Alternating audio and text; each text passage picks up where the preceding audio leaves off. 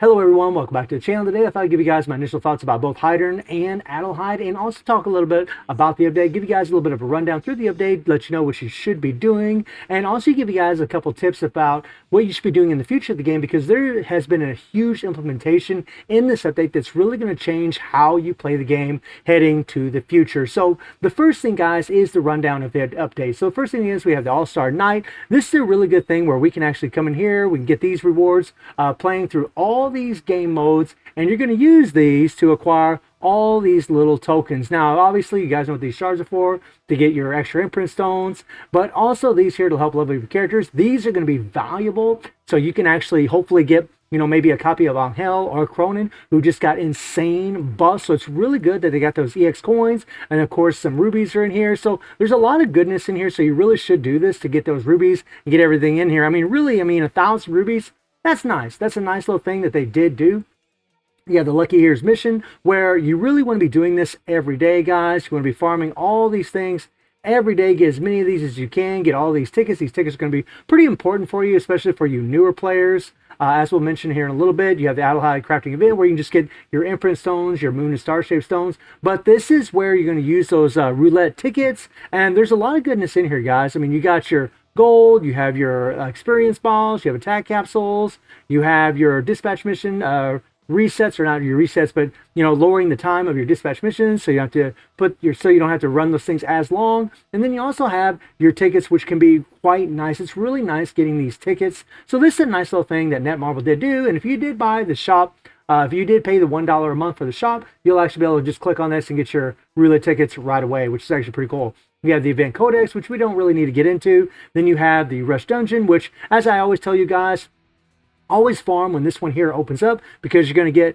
more bang for your buck as far as these actual coins are concerned. Always farm when that third one is open, but we're going to get an extra 100 rubies a day from farming in this one every day, and also from farming in this one every day. And in here, of course, we got, you know, the set cards here, which are going to give us, I believe, 30% extra attack. And it's also going to give us, you know, increase the power whenever we tag in characters, and increase tag of all teammates, including yourself, by 30%. This is going to be a nice little set, guys, especially if you don't have the set that's in the banner. That set is OP for both Adelheid and Hydern. But if you don't have that set, this is going to be a really good set to farm. And if you're a brand new player, it's going to be a good set to have as well, because it's always good to have extra set cards, so you can have a little bit of extra damage. So it's going to be a nice little set for those types of players, or if you're just a collector as well, and you want to be farming your daily AG's nuts every day. You want to get all of these out of here. You definitely want to be farming for these EX coins. You want to be doing all your dailies, getting all of these dailies out of here. Collect these as much as you can, especially the capsules, especially the experience balls,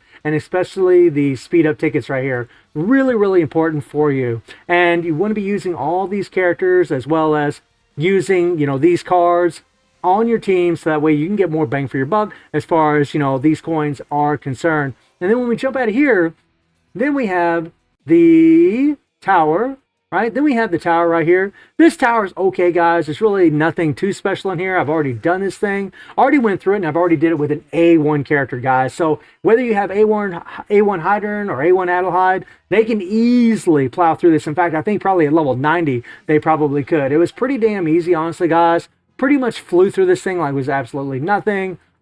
Pretty easy, guys. Really not a big deal at all. And then we have these summons. Now, before we get into the summons, I do want to touch on this summons right here. So in this summons, this is really nice, because you actually can get Angel or Cronin, two characters that got some insane buffs just recently from the update. And this is awesome, because now EX characters can actually go to level 90, which is amazing.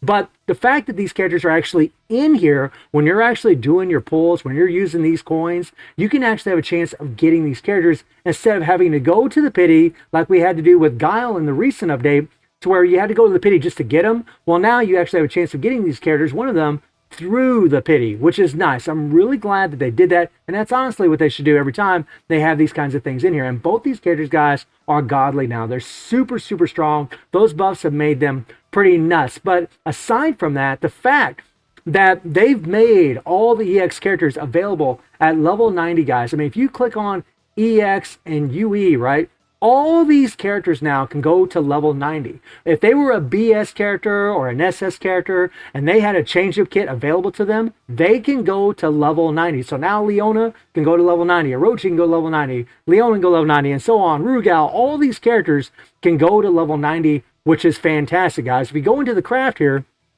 and you take a look at all the characters available for this, who you can farm memory shards for, if you scroll down here, you'll see all those characters in here, guys, where you're going to be able to take them to level 90 and go beyond. Just keep farming and farming and farming and farming for them, which is awesome, guys. Like, you can just keep going and going and going, which is spectacular. So all you got to do is just go that extra mile, farm a couple extra prime memories, if you already have the character at A7, and take them to A9, so that way you're going to have more overall points for the plug-in plant.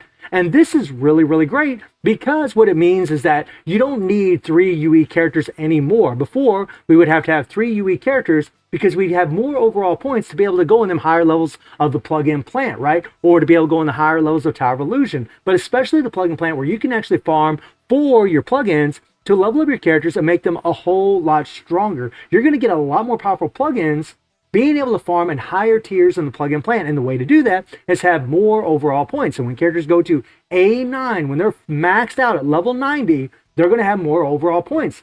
And now that EX characters can go to level 90, you now can set up teams, whether they're blue, yellow, purple, green, whatever the color may be, for yourself, to where you can actually have, 3 EX characters, if you choose to do so, to play in a plug-in plant. Now, what I would recommend for you guys is at least have 1 UE character. So, like, for example, if I only had 1 red and it was mature, then I would look for 2 other red EX characters that I could actually level up, like Mina here and Iori, right? I just put all 3 of them on the team, get them all up to level 90, and then I would have all that overall points and make my life a whole lot easier in the plugin plants, so I could get higher level plugins. And this is what I'm going to be doing on this account, so what I'm going to be doing on my other account, and it really eases the pain as far as farming for UE characters, as far as farming for all those memories for UE characters. That is fantastic.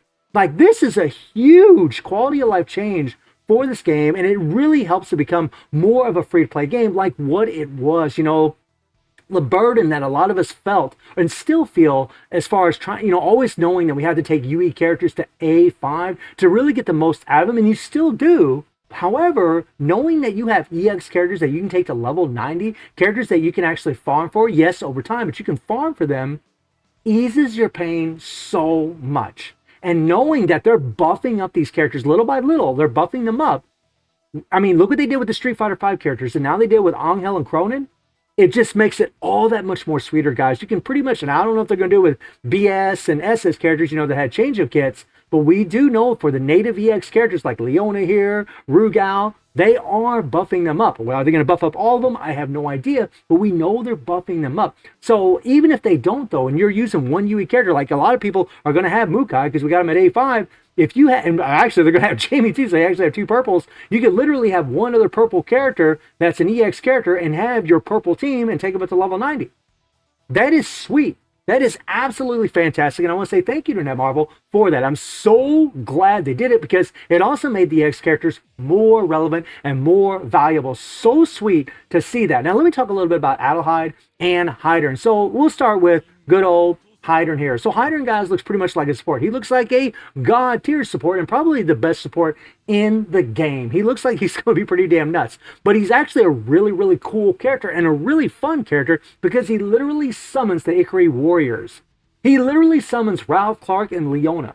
That is sick. When you're playing with him, like, it is awesome, guys. Like, you hit the Phantom UE skill and they just show up. It's just so fun and so cool, and you get a lot of extra damage because of it. It's really, really a unique thing that he has, and it's something that I just want to highlight really quick about him that I really like. There's a lot more to him than that, but that's really the gist of it. And when it comes to Adhy, guys, he's insane.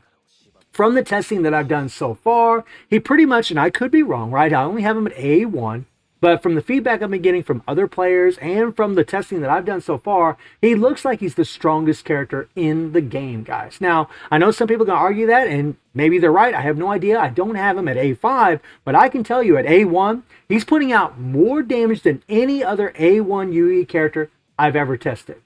Any UE character I've ever tested, this guy's doing more damage than any of them, right? And the funny thing was, I wasn't even playing him correctly when I did my little test run. I was just kind of mashing buttons. So I actually think I could increase the damage even more. And his skills are amazing. The same with Hydern's. Really, really cool and unique kit that we'll get into in another video. But he is a blast, guys. Adhy, they did a lot of justice for this character. He is quality, and the fact that Hydern's going to be pretty much a support that still has really good damage, guys, just means he's always going to last the test of time. Supports always last the test of time, guys. So that's really awesome to see that they've done that for Hydern, making him relevant for an extensive amount of time, as well as making Adhy, a total beast like he should be. And even though my summons didn't go the way that I wanted it to, I'm actually really, really happy with this update, especially because of the EX change and the fact that we know they're buffing up those old EX characters. And I have to say, guys, even though I'm not going to be able to take Adhy to A5 and I'm not going to be able to take Hydern to A5, I'm really happy with both these characters. I think they're insane, and any of you that will have them at A5 or do have them at A5, I think you're going to be pretty happy with both of them. So guys, let me know how y'all doing in the game, and I do stream on Twitch and YouTube. The link to Twitch in the description below, and I hope you enjoyed the video. Thank you for watching. Y'all take care and have a good one. See you, everybody. Take care.